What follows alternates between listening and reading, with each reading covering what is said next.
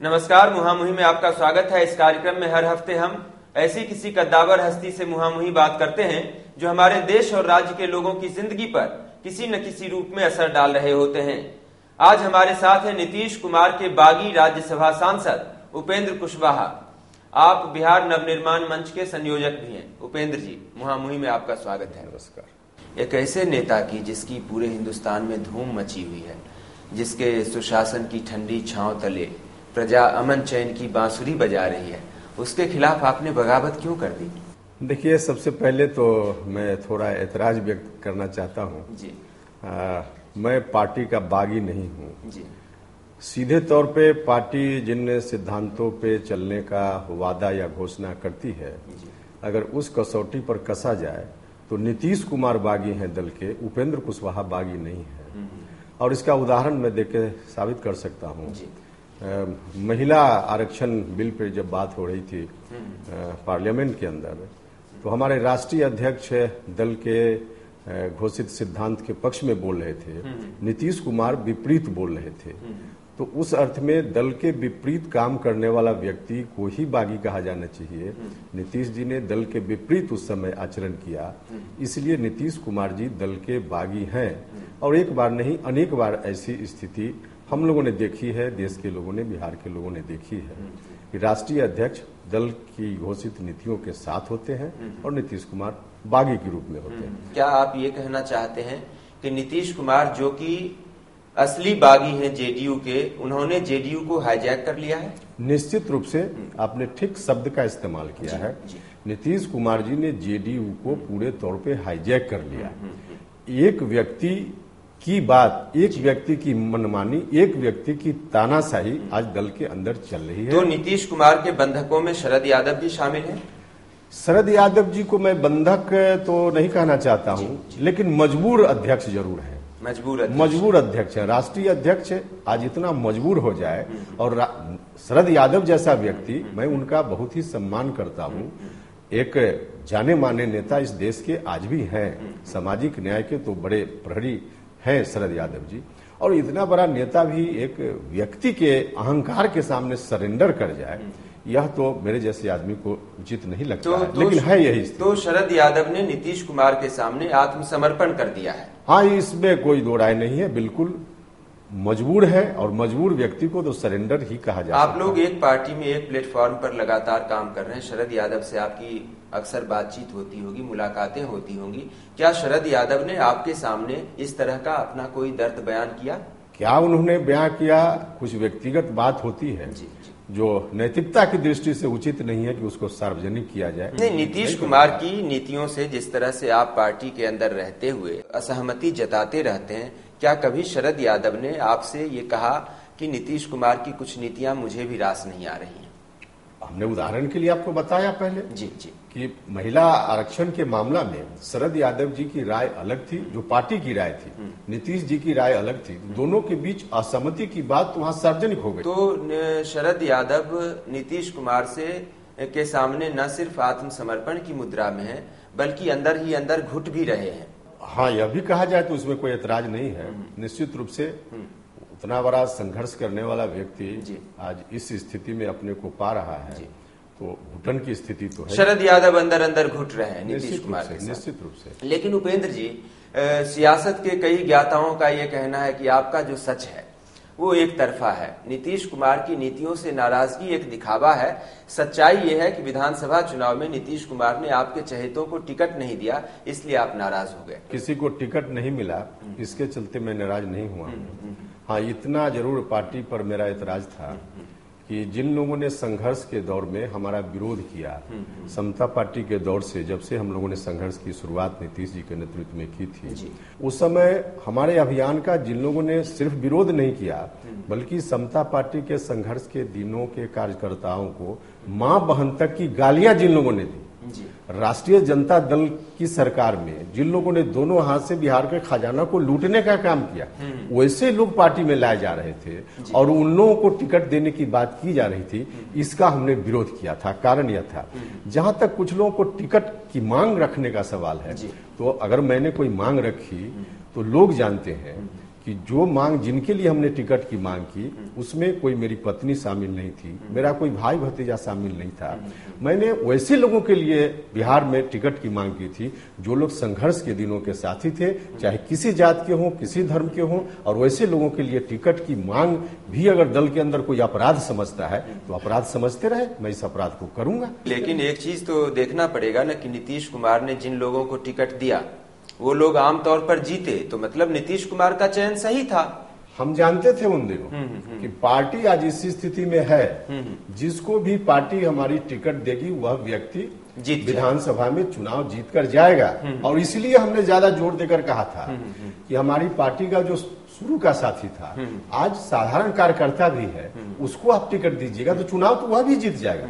यह जो पार्टी का साथी जीत कर जाएगा तो बनने वाली सरकार जनता के लिए अच्छा काम करेगी। लेकिन राष्ट्रीय जनता दल और दूसरे दल के लोगों को जिनका कोई रिश्ता हमारे संघर्ष से नहीं रहा है उनको लाइएगा, तो वही काम यहाँ भी करेंगे जो काम वहां कर रहे हैं। तो आप ये कह रहे हैं उपेंद्र जी कि नीतीश कुमार ने सही उम्मीदवारों का चयन नहीं किया, बल्कि ये उस वक्त का माहौल था कि जिसको भी टिकट दिया गया वो लोग जीत गए। इसमें नीतीश कुमार की कोई बुद्धिमत्ता आपको नजर नहीं आती? नहीं, बिल्कुल उसमें एक उनकी चालाकी थी जी। चालाकी इस रूप में थी, संघर्ष के दिनों का कोई साथी अगर जीत कर जाता, इनके अगल बगल बैठता, तो निश्चित रूप से कुछ काम अगर वहां गलत देखता तो उस पर एतराज करता। तो संघर्ष के दिनों के साथी से नीतीश कुमार इसलिए परहेज करते हैं क्योंकि वो चाहते हैं कि उनके पैरेलल, उनके आसपास कोई खड़ा न हो पाए, पैरेलल खड़ा नहीं हो पाए और उनकी मनमानी का पर कहीं कोई उंगली न लगावे, उंगली न उठावे, यह बड़ा कारण। अब एक चीज मुझे बताइए कि अगर जेडीयू को एक लंका माना जाए तो आप उस लंका के विभीषण कहे जाएंगे या उस लंका के घर के भेदी कहे जाएंगे? नहीं, मैं तो लंका नहीं कह रहा हूँ। जेडीयू की अच्छी पार्टी है, वो घोषित नीतियां सिद्धांत तो उसकी नहीं, लंका सोने की थी, लंका में कोई बुराई नहीं थी उसमें। हाँ, आप हम एक व्यक्ति पर इतराज कर रहे हैं। जी जी। और व्यक्ति पर भी उनके काम करने का जो स्टाइल है उसकी वजह से व्यक्ति पर भी कोई नीतीश जी के व्यक्तिगत मैं विरोधी उनका हूं ऐसी बात नहीं है। तो आप विभीषण हैं या आप घर के भेदी हैं? नहीं, हम न विभीषण हैं न घर के भेदी हैं। हम घर अच्छा रास्ता पर कैसे चले जी, और अच्छा रास्ता पर चलने का मतलब है जनहित के कार्यों में अधिक रुचि कैसे हो परिवार के अंदर, दल के अंदर, यह हमारी कोशिश है। अब इस कोशिश के लिए जो नाम दे तो आप ये मानते हैं कि पार्टी से आपकी प्रतिबद्धता अभी भी है, आपका विरोध सिर्फ एक नेता से है, पार्टी के मुख्यमंत्री से है? निश्चित रूप से शुरुआत तो वहीं से है, लेकिन आज हम यह भी महसूस करने लगे जी जी कि जिस तरह से नीतीश कुमार जी ने हाईजैक कर लिया है पार्टी को, अब नीतीश कुमार जी के हाईजैक से पार्टी शायद ही निकल पाएगी। तो पार्टी से भी दूरी धीरे धीरे बनती जा रही है। पार्टी से दूरी बनाने की कोशिश तो मेरी नहीं है, मेरा कोई वैसा मकसद भी नहीं है, लेकिन पार्टी खुद ही, पार्टी मतलब सीधे नीतीश कुमार जी, आज खुद ही मुझको सस्पेंड किया दल से। जब नीतीश कुमार से आपको इतनी प्रॉब्लम है तो आप क्यों नहीं उनके खिलाफ एक राजनीतिक चार्जशीट जारी करते हैं? जनता सब कुछ देख रही है, हम जनता के बीच जा रहे हैं, लोगों से फीडबैक भी ले रहे हैं जी। कि असल में क्या जनता महसूस करती है, और उसके आधार पर तो बहुत बुरी स्थिति है। जनता मालिक है, फैसला करती है। जनता मालिक है, बिल्कुल आपकी बात दुरुस्त है। लोकतंत्र की किताबों में यही लिखा गया है कि जनता मालिक है। नीतीश कुमार के शासन की 5 सबसे बड़ी कमियां आपकी नजर में, एक एक वाक्य में। देखिए, एक तो भ्रष्टाचार हम रोकेंगे, इस बात का वादा था, नहीं रुक पाया। और भ्रष्टाचार किन स्तरों पर?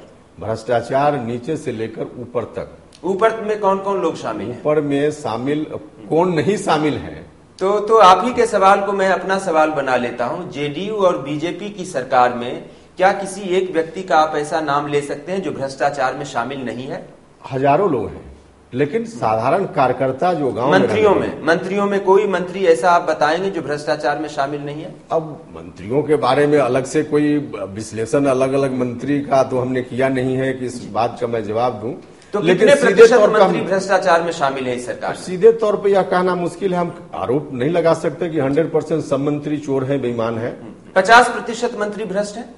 हम मंत्री के बारे में सीधे हम टिप्पणी नहीं करना चाहते। हम देखिए, भ्रष्टाचार को हम जनता की नजर से देखते हैं। चूंकि आपने कहा कि ऊपर तक भ्रष्ट है सभी और कौन कौन शामिल नहीं है, ये सवाल उठना चाहिए। तो इसलिए मैं पूछ रहा हूं कि मंत्रियों में कितने प्रतिशत मंत्री भ्रष्ट हैं? हम उसी का जवाब दें। जी जी। जनता की नजर से हम इन चीजों को देखते हैं। हम अभी जा रहे हैं लोगों के बीच में, और वहां जब हम लोगों से पूछते हैं कि एक काम बताइए आपका सरकारी कार्यालय में हुआ हो और बिना पैसा का हुआ, जी, जी। आज तक एक आदमी हमको नहीं मिला जिसने कहा हो कि बिना पैसा का, चाहे दाखिल खारिज का मामला हो, आचरण प्रमाण पत्र, आय प्रमाण पत्र बनाने का मामला हो, या और कोई भी मामला। ये निचले स्तर का भ्रष्टाचार है। हम अभी बात कर रहे हैं ऊपर के भ्रष्टाचार की। बीजेपी और जेडीयू की सरकार के कितने प्रतिशत मंत्री आपको भ्रष्ट लगते हैं? प्रतिशत में अगर सवाल पूछिएगा तो उसके लिए तो एक स्टडी होता है जो आप लोग या एजेंसी होती है वो करती है कि कौन कहाँ बहुतायत में भ्रष्ट है, ये आप कहना चाहते हैं। लेकिन अधिकांश भ्रष्ट है। और इस भ्रष्टाचार को नीतीश कुमार जी का प्रत्यक्ष और परोक्ष समर्थन हासिल है। देखिए, हम लोग तो किसान परिवार से आते हैं। जी। जिन दिनों हम लोग बच्चे थे, बैल से हल जोतने का काम होता था। तो हमारा बैल यदि कहीं खेत में जोतने के लिए जा रहा है तो उसके मुंह में एक लगाया जाता था जाबी जिसको हम लोग जाबी कहते हैं। इसलिए लगाया जाता था कि पड़ोस में किसी की फसल लगी हुई है तो बैल हमारा खा न जाए। अगर किसी किसान ने बैल के मुंह पर जाबी नहीं लगाया और तब अगर बगल के किसान की फसल बैल खा गया तो किसान दोषी है कि बैल दोषी है? जाबी जिसने नहीं लगाया वह दोषी है। तो दोष तो नीतीश कुमार के ऊपर जाएगा। मालिक नीतीश कुमार, जनतंत्र के हिसाब से आज बिहार की जनता ने उनको बनाया। जाबी लगाने का काम इन्होंने नहीं किया, खुली छूट दे रखी। अधिकारियों को तो पूरे तौर पे बेलगाम छोड़ दिया है। तो बैल को छोड़ दीजिएगा, बेलगाम तो किसी की फसल है खाएगा। तो नीतीश कुमार ने अपने बैलों को दूसरों की फसल खाने के लिए छोड़ रखा है, या नीतीश कुमार भी फसल खाने में इंटरेस्ट रखते हैं? अब किस इंटरेस्ट के चलते छोड़ रखा है उन्होंने, इसका जवाब तो ही देंगे। इसका जवाब मैं नहीं दे पाऊंगा, लेकिन छोड़ रखा है इतना तो हम जानते हैं, लोग देख रहे हैं। एक तो आपने बताया भ्रष्टाचार, चार और क्या कमियां आप बता सकते हैं?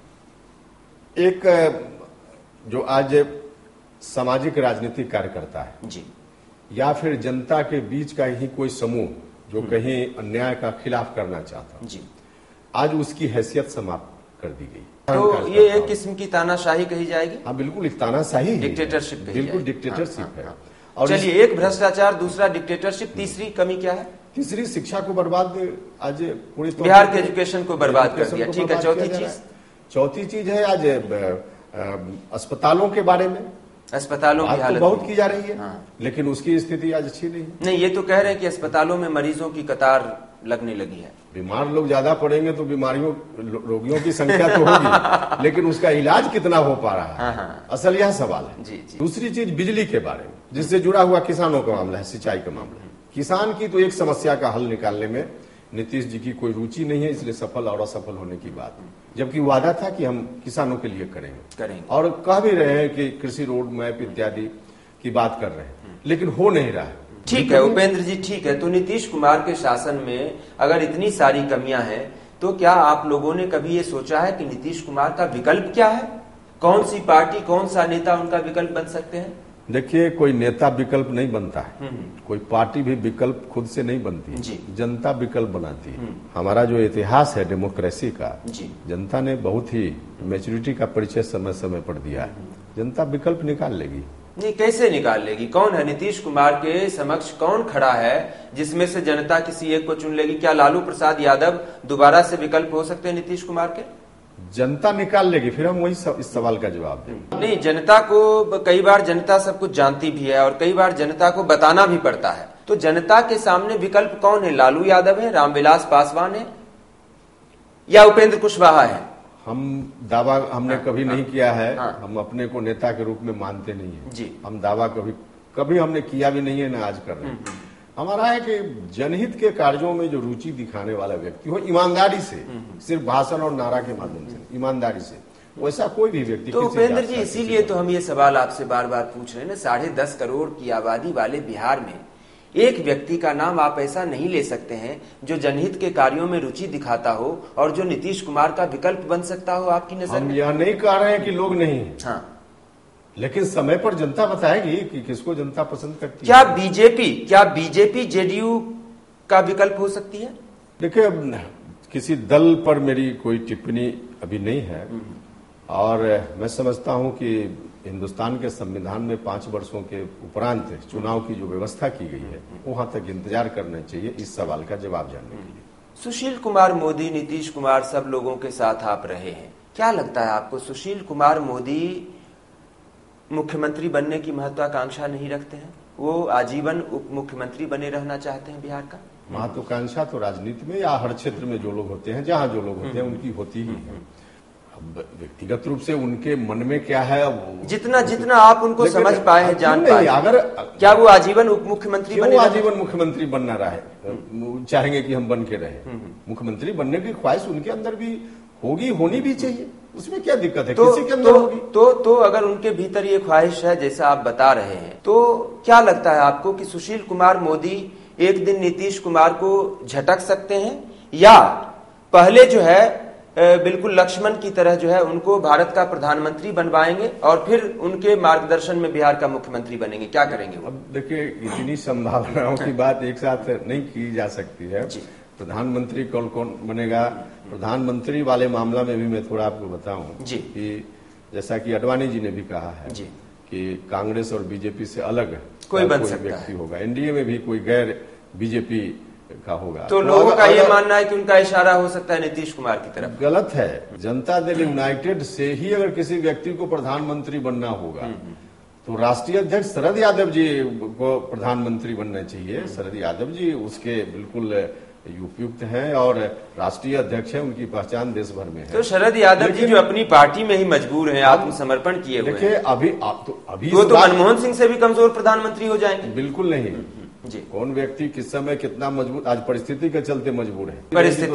परिस्थितियों ने ही तो मनमोहन सिंह को भी मजबूर बनाया है ना? अभी हाँ, इसलिए हमने कहा कि परिस्थिति के चलते कोई मजबूर तो होता है। पार्टी के अंदर की परिस्थितियां इतनी विकट है कि उन्होंने एक नेता के सामने आत्मसमर्पण कर दिया। देश की स्थितियां कौन सी बेहतर है कि वो वहां पर ताकतवर प्रधानमंत्री बन जाएंगे? हम पार्टी की बात, मजबूरी उनकी पार्टी के चलते है, देश की स्थिति के चलते नहीं है। ऐसी ही स्थिति हमेशा पार्टी के अंदर बनी रहेगी, यह कोई जरूरी है क्या? तो जेडीयू में अगर प्रधानमंत्री पद का कोई एक सक्षम और योग्य उम्मीदवार हो सकता है तो शरद यादव हो सकते हैं। हाँ, नीतीश कुमार नहीं हो सकते हैं। नीतीश जी बिहार के मुख्यमंत्री हैं। देखिए पार्टी में भी हम लोग भी चलाते हैं। कोई व्यक्ति को अगर संगठन में कहीं दिया तो किसी को और जगह दिया, एक ही व्यक्ति सब जगह का दावेदार हो जाए तो बाकी लोग क्या करेंगे? उपेंद्र जी, आपसे ये बातचीत बड़े दिलचस्प मोड़ पे है, आपसे इस बातचीत का सिलसिला अभी जारी रहेगा, लेकिन अभी वक्त है एक ब्रेक का। ब्रेक के बाद लौटेंगे तो उपेंद्र जी से पूछेंगे कुछ और पहले सवाल, नुकीले सवाल, तीखे सवाल, डायरेक्ट सवाल, और वो चंद सवाल जिनके जवाब हम सिर्फ हाँ या नहीं में लिया करते हैं।